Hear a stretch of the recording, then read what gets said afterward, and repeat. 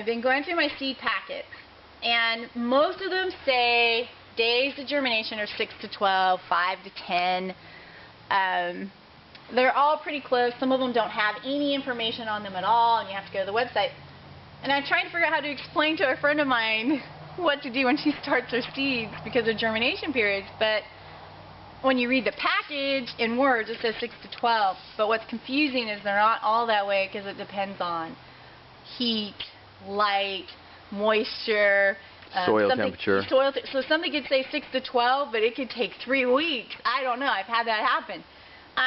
So I'm going to give some different advice here on starting seeds that would hopefully help all of you guys that are starting. I just said to Joseph, no wonder people don't garden. They get frustrated and quit because there's these kits that you can buy. They're probably about this big. Sometimes I've seen them half this size. And they have a plastic lid, and you put your soil in them, and you start your seeds. And if you're going to do that, I would buy half the size and plant one type of seed.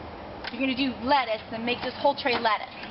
If you're going to do kale, then the other one separate should be kale. I wouldn't do 4 lettuce and 6 kale and 2 tomatoes. It's not. You're going to have lettuce sprout up, then you'll have your kale probably after that, and then tomatoes. I don't know. It just depends on a lot of factors.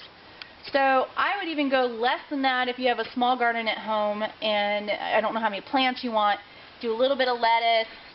And then the next tray, you know, whatever you want to grow for that year. So what you're saying is don't put it all together. No, I would not take a big tray and go, okay, this is all my lettuce, this one's going to be tomatoes, and this is going to be watermelon. You don't want several varieties in one tray. I wouldn't do that because...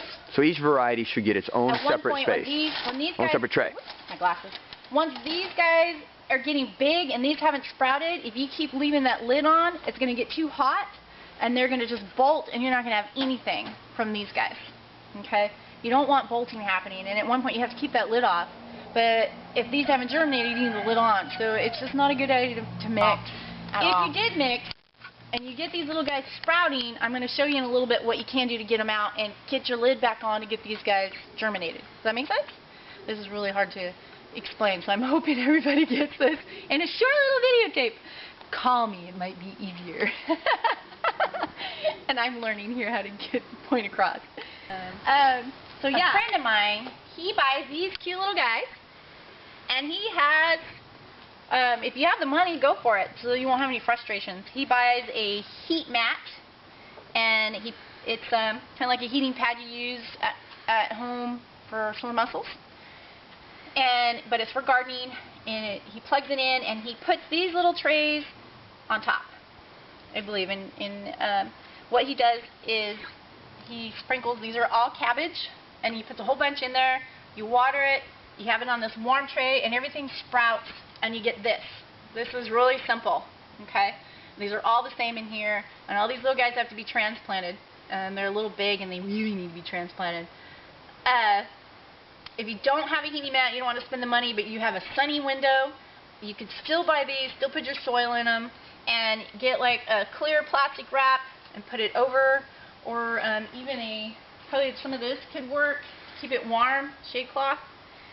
And once they start to germinate, then you could take it off and you have these cute little trays. You don't have to have a big tray, and they'll germinate. So then this is what I do, which I know other people do, is this tray right here is a tray of all lettuce. This is all lettuce in this tray right here, and you'll notice that it's one tray, there's no individual packs. And what I'll end up doing is I'll water this a little more, and I'll get a fork, and I'll transplant these little guys, which I'll show you in a little bit. What you could do is have littler trays. This is lined with plastic. I reuse the plastic that people give to me from other trays. And start, 15 seeds in a littler tray. So I think what we'll do now is I'll show you how I transplant when you start seeds this way or that way. Wow. Okay, so let's say you decide to go this route with this little tray, and it's time to transplant because they're all getting really big. This is probably past big, and I've been working on this one, but I thought I'd show you guys how you do this. So you want to make sure you have enough liquid in there, because if you don't, you're going to stress the roots trying to get them untangled, and you'll break them, and you'll have stressed out plants. So I flood it in here, like a little mini flood, loosen it up, And what I have here is a little 6-pack. I have my compost in here that we have. And I'm going to make a hole in here. There's special tools you can get for this. Some people are fancier about it. I'm just using my fork. So what I do at that point is I'm going to take a little scoop here, these little guys. And so if you have any starts that are getting leggy in those kits, what you're going to do is loosen it up really good. You're going to have to water that 6-pack really good, and you're going to have to get a little fork and gently get these guys out. Now you see this nice long root on this guy. I'm going to put it way down in here. And for my friends that garden that are watching this, if you have any suggestions, please put some comments down there to help my other people I know that are learning to garden. It's really important we help each other become self-reliant and sustainable in our lives. And healthier food. And it's healthier food. So you can see that these little guys are kind of stuck in here. I can't stress the importance of being really gentle with them. Sometimes I have a hard time with this. This little guy's going to get buried. But here's my little one, and I'm going to put it in here. And the little guy's going to go in there. He's going to become compost. They're together. So there you go. You want to be really gentle. You're packing it down. I'm going to do one more, and then we'll go to the lettuce over there in the tray. There we go. I'm going to put it in that hole. Voila. Alright. So, now, real quick, for my friend who has some different plants growing and one's not growing yet, you have a tray that looks like this. You're going to loosen that soil up really good. You're going to get a fork, preferably one, even maybe a 2-prong one would be better. And you're going to gently loosen that out, and you're going to take your little guy and put him in something else. It could be a 4-incher or another 6-pack. So you're talking about the large tray that they have that has a whole bunch of different seeds in it. Yeah. Some are coming up, some aren't. Right. And so and she needs to get those ones out so they right. don't bolt. So the ones that are coming get up. the lid back on for the others. Right. Okay. Yeah. Okay. I understand. And again, now. if this makes sense, email me, call me. I'm gonna do one.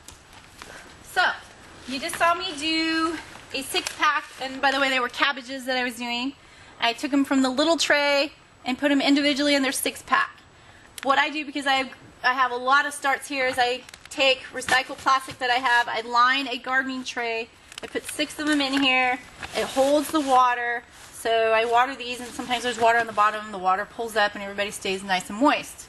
Alright, these are all cabbages that I've done. So now I'm going to show you this tray. I didn't need a heating pad for this because it's lettuce. It's warm enough in the greenhouse that I don't need that. If I wanted to start tomatoes, I would need a heating pad. There's certain things that I would need a heating pad for. Okay, so what I would do is, I'm only going to do a few again. Even though I'm going to do them all. No.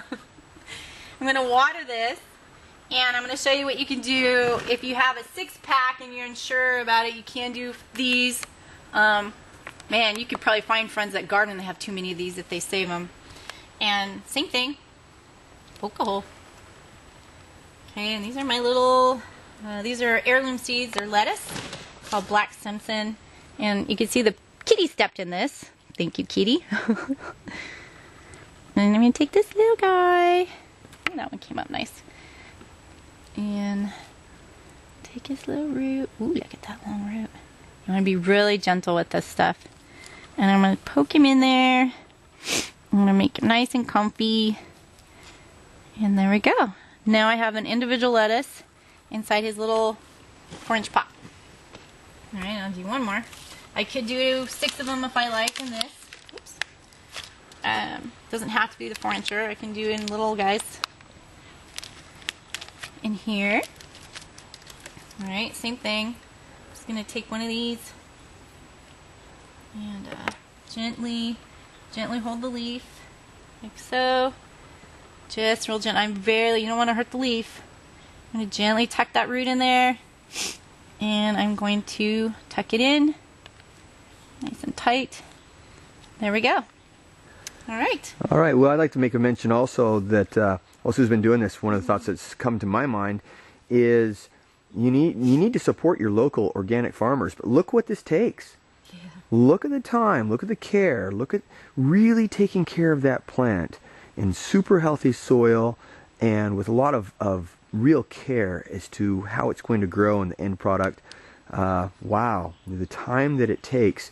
People complain about the cost of organics, and I'll tell you what, well, the cost isn't so high if you think about what goes into it and the health you're going to gain from it. Yeah, you can pay for organics now, or you pay the doctor later. Yeah, you are what you eat. Get this point across. This is a great learning lesson for me. And like I said, I realize why people probably quit or don't want to start or get frustrated and just like everything bolts and nothing worked for that season because they just like, ah! But I think the best thing to do is just get your hands in the dirt.